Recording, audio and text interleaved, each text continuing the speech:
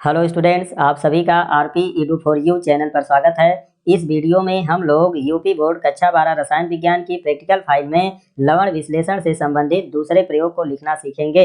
तो रसायन विज्ञान की प्रैक्टिकल फाइल में रूलदार पेज पर सबसे ऊपर प्रयोग संख्या लिखी जाती है और उसके इस साइड में दिनांक लिखा जाता है। यहाँ पर उद्देश्य हेडिंग डाली जाती है और इसमें लिखा जाता है दिए हुए अकार्बनिक लवण में उपस्थित एक अम्लीय तथा एक क्षारीय मूलक की पहचान करना।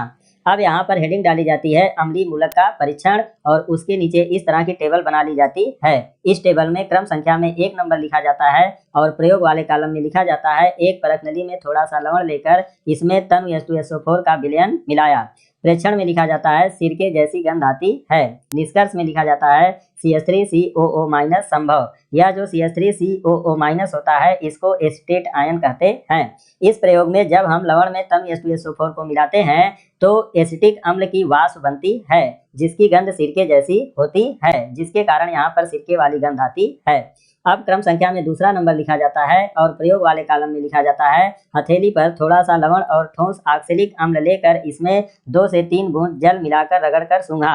प्रेक्षण में है सिरके की गंध तेजी से आती है। निष्कर्ष में है CH3COO- निश्चित। तो यहाँ पर क्या होता है कि जब हथेली पर हम लवण और ठोस ऑक्सैलिक अम्ल को लेकर उसमें 2 से 3 बूंद जल मिलाकर रगड़ते हैं तो यहाँ पर एसिटिक अम्ल की वाष्प बहुत तेजी से निकलती है जिसके कारण सिरके की गंध बहुत तेज आती है।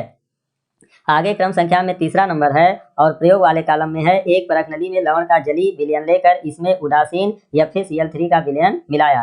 प्रेक्षण में है खून जैसे लाल रंग का विलयन बनता है। निष्कर्ष में है एसीटेट आयन निश्चित। तो जब परख नली में लवण का जलीय विलयन लेकर उसमें FeCl3 यानी फेरिक क्लोराइड का जलीय विलयन मिलाया जाता है तो मिलाने पर फेरिक एसीटेट बनता है और फेरिक एसीटेट का रंग खून जैसा लाल होता है, जिसके कारण यहाँ पर खून जैसे लाल रंग का विलयन बन जाता है या खून जैसे लाल रंग का विलयन फेरिक एसीटेट के बनने के कारण होता है।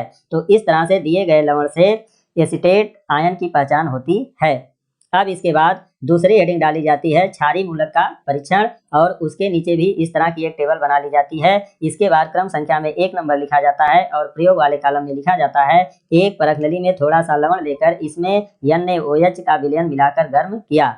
प्रेक्षण में है अमोनिया की गंध वाली गैस नहीं निकलती है। निष्कर्ष में है शून्य समूह अनुपस्थित। तो जब एक परख नली में लवण को लेकर उसमें NaOH के विलयन को मिलाकर गर्म किया जाता है तो अगर अमोनिया की गंध वाली गैस निकलती तो शून्य समूह उपस्थित रहता, लेकिन यहाँ पर अमोनिया की गंध वाली गैस नहीं निकल रही है जिससे शून्य समूह इसमें अनुपस्थित है। आगे क्रम संख्या में दूसरा नंबर है और प्रयोग वाले कॉलम में है एक परख नली में थोड़ा सा लवण का मूल विलयन लेकर इसमें तनु HCl मिलाया।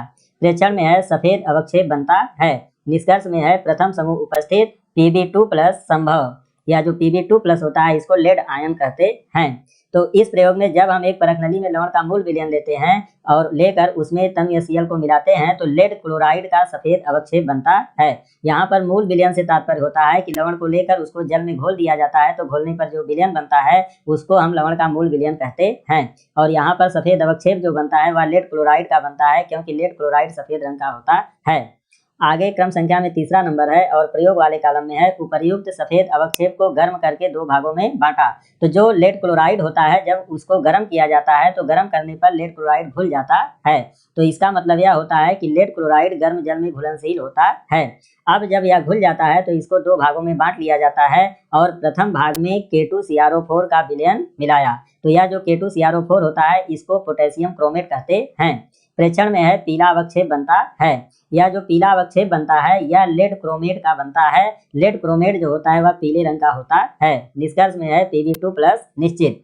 अब यह जो द्वितीय भाग होता है उसके लिए है कि द्वितीय भाग में Ki का विलयन मिलाया। प्रेक्षण में है पीला अवक्षेप बनता है और निष्कर्ष में है Pb2+ निश्चित। तो यह जो Ki होता है इसको पोटेशियम आयोडाइड कहते हैं और जब द्वितीय भाग में पोटेशियम आयोडाइड के विलयन को मिलाया जाता है तो लेड आयोडाइड का पीला अवक्षेप बनता है और यह जो लेड आयोडाइड होता है सरसों की फूल की तरह दिखता है। तो सरसों के फूल जैसा यहाँ पर पीला अवक्षेप बनता है। इस प्रकार से Pb2+ निश्चित हो जाता है। तो इस प्रकार से जो दिया गया लवण था उसमें Pb2+ क्षारीय मूलक की पहचान होती है। तो इस आधार पे परिणाम लिखा जाता है दिए गए अकार्बनिक लवण से CH3COO- अम्लीय तथा Pb2+ क्षारीय मूलक की पहचान किया। अब इस प्रकार से जो दिया गया साल्ट था वह लेड एसीटेट था। लेड एसीटेट में क्षारीय मूलक Pb2+ होता है और अम्लीय मूलक एसीटेट आयन होता है। तो इस प्रकार से आपने दूसरे प्रयोग के बारे में जाना। वीडियो देखने के लिए बहुत बहुत धन्यवाद।